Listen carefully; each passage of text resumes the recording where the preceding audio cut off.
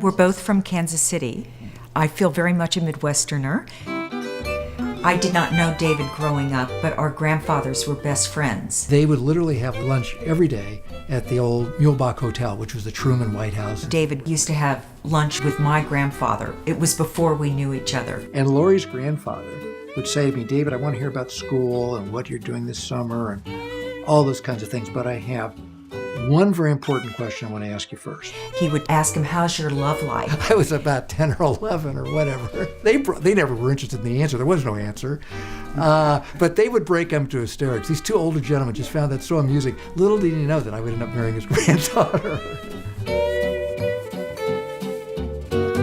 I've known Laurie and David Benjamin since we moved to Monterey in 1985. When I first became a CEO here at Community Hospital in 1999, David Benjamin was the board chair at the time. There's nothing more important than health and education. And on the Monterey Peninsula, there's no more important institution than Community Hospital. And I would say on top of that, it's a beautifully run institution. I mean, if you're going to get involved philanthropically, you want to make sure that dollars are well tended to, and they are at CHOP.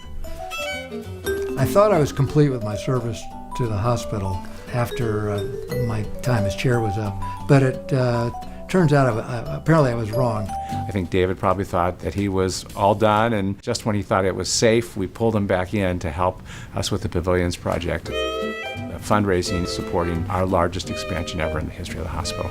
The Pavilions project remade the critical care units of the hospital, the emergency department, 4 times larger. 4 times the size, right, yeah, of square footage. So length of stay from the time you arrive till the time you leave is just under 3 hours, which we're pretty proud of. Larger operating theaters, and of course, the Tyler Heart Center is part of the Pavilions projects. I was the chairman of the Pavilions campaign. I was no longer on the board at that point, so Dr. Packer would give me tours of all where we are now, but we'd be going through it in hard hats. You could imagine what it would look like, but it's only now that it's finished that you see the incredible scale of this. So in terms of the critical care units of the hospital, it had a significant impact. The Benjamins are really the only couple that I can think of where both the husband and wife have served as trustees on the Community Hospital Foundation board. A few years after David termed out, Laurie joined the board, and it was a natural transition because Laurie has a background in healthcare. My background is in public health and epidemiology, so the study of epidemics. And the projects that I'm most interested in are projects dealing with women's health issues. The reason I got involved with the breast care center is that a dear friend of mine, Carol Hatton, realized the need for state-of-the-art technology for the women in our community. This is a transducer. The patient lies down and then the radiologist will scan. And so when Carol approached me, when I was a board member, I jumped on it right away. We were able to raise $2.5 million. We've renamed the center the Carol Hatton Breast Care Center. We don't want a clinical setting.